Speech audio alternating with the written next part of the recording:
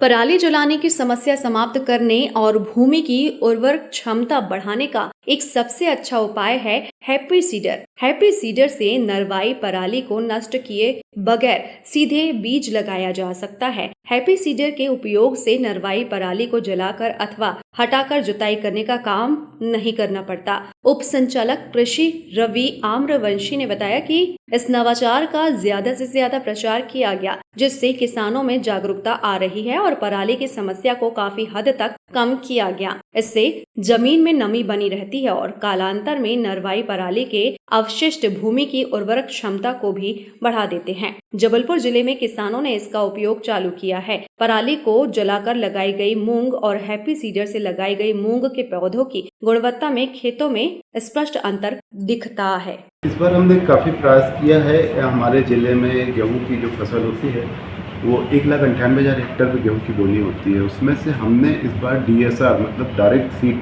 से बोनी जो होती है मेथड से, जो उड़द मूंग की फसल हमारे यहाँ पर करीब करीब 1,05,000 हेक्टेयर में हमारे ज़िले में लगाई जाती है गर्मी में, तो उसमें से लगभग हमने 45,000 हेक्टेयर में उड़द मूंग की डायरेक्ट सोइंग कराई है। तो इससे क्या है, नरवाई जलने में सीधे सीधे रोक लग जाती है।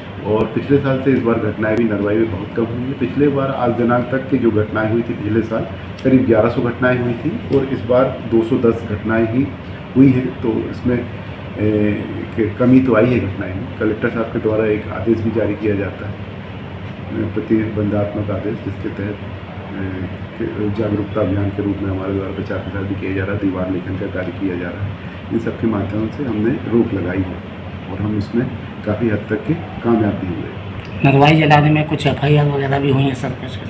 FIR तो अभी नहीं कुछ हुई है और ये SDM लेवल पे शिकायतें होती हैं। अगर किसान आपस में एक दूसरे की कहीं शिकायत करता है तो ही इस पर FIR होती है। इसके लिए और क्या प्लान किया जा रहा है कि लोग नरवाई न जलाएं?